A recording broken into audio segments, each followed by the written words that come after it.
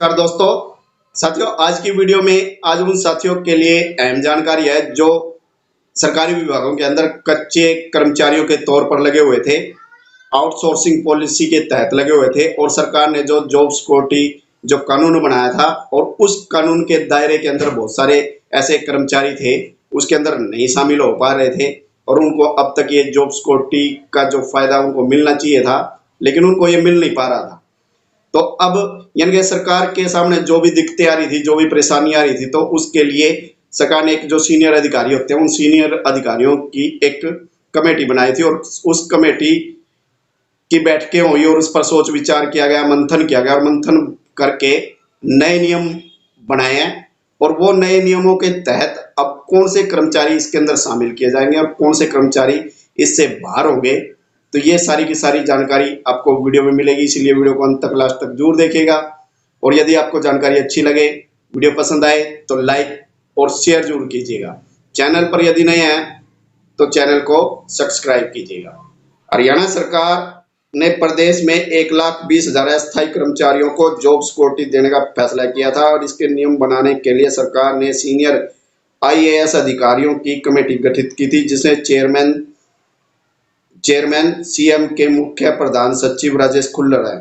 Committee ने कई बैठकें करने के बाद नियमों का मसौदा तैयार कर मुख्य सचिव अनुराग रस्तोगी को भेज दिया है, जहां अब मौजूदा मुख्य सचिव इन नए नियमों की फाइल मुख्यमंत्री नायब सिंह सैनी के पास मंजूरी के लिए भेज दी गई है। तो सीएम की मंजूरी मिलने के बाद ही नियम नोटिफाई हो जाएंगे। तो इन नियमों से स्पष्ट होगा कि आउटसोर्सिंग पॉलिसी पार्ट 1 के तहत लगे अस्थायी कर्मचारियों को जॉब सिक्योरिटी मिलेगी या नहीं मिलेगी। अभी सरकार ने जो एक्ट नोटिफाई किया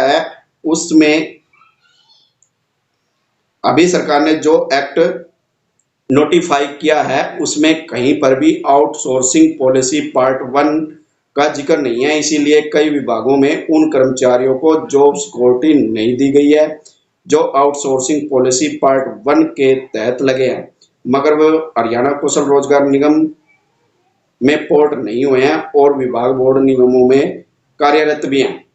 तो साथियों, अब इससे ये पता लगा कि हरियाणा सरकार ने जो पहले जो एक्ट बनाया था, तो उस एक्ट में जो आउटसोर्सिंग पॉलिसी के तहत जो पार्ट 1 के जो कर्मचारी थे, तो उसके बारे में कोई भी जिक्र नहीं किया गया था, इसीलिए उन कर्मचारियों को इस जॉब सिक्योरिटी का लाभ नहीं मिल पाया था।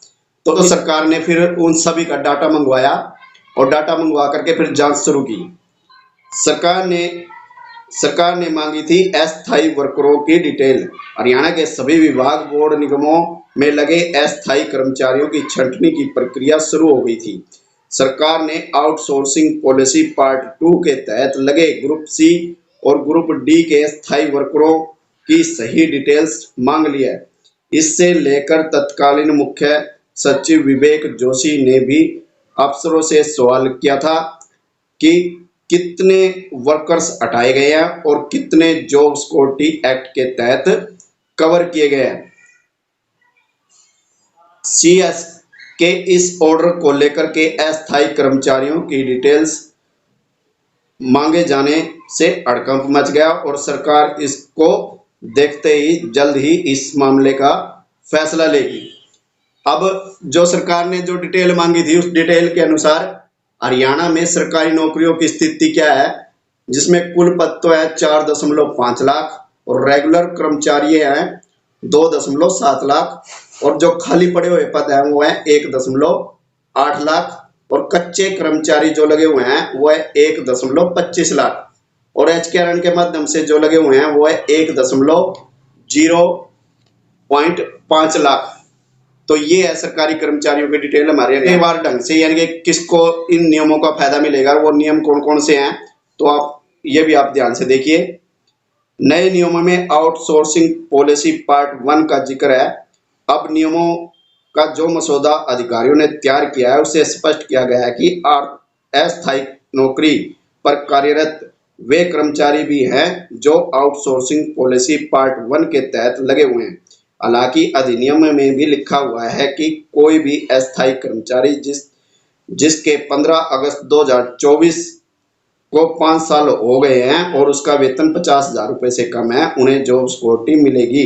मुख्यमंत्री नायब सिंह सैनी ने भी कई बार प्रेस कॉन्फ्रेंस और सभाओं में कहा है कि आउटसोर्सिंग पॉलिसी पार्ट 1 और आउटसोर्सिंग पॉलिसी पार्ट 2 हरियाणा कौशल रोजगार निगम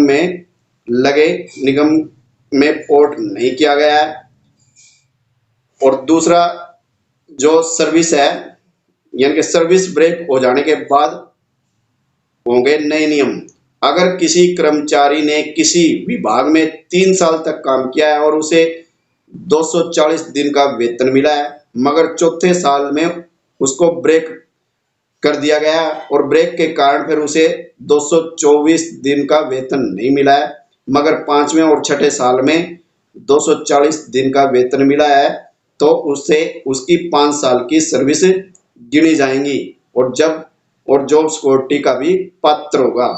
इसी तरह से अगर एक कर्मचारी ने एक विभाग में चपरासी की 3 साल तक नौकरी की है और 240 दिन का वेतन भी प्राप्त किया है, मगर बाद में वह हटा दिया गया, तो उसे 3 साल पूरे माने जाएंगे और उसके बाद कर्मचारी फिर से 6ठे या 7वें वर्ष में 240 दिन का वेतन हासिल किया है, तो उसके 5 साल पूरे माने जाएंगे। तो साथियों, अब इसमें ये बताया गया कि जैसे किसी कर्मचारी को लगाया और उसने 2-3 साल तक नौकरी की, 3 साल, और 3 साल के बाद फिर उसको हटा दिया, फिर उसके बाद उसका 1 साल का ब्रेक लगाने के बाद फिर दोबारा से फिर रख लिया। तो अब इसमें यही है कि जो उसने 3 साल जो पहले लगाए थे वो 3 साल भी उसके गिने जाएंगे और आगे उसने जो 2 साल लगाए हैं वो 2 साल भी उसके 5 साल बन जाएंगे, पूरे के पूरे हो जाएंगे। तो उसको इस जॉब सिक्योरिटी का लाभ मिलेगा, इस प्रकार के कर्मचारी को भी। दोस्तों, आशा करता हूं आप सभी को ये जानकारी अच्छी लगी होगी, इसीलिए वीडियो को लाइक और शेयर जरूर कीजिएगा।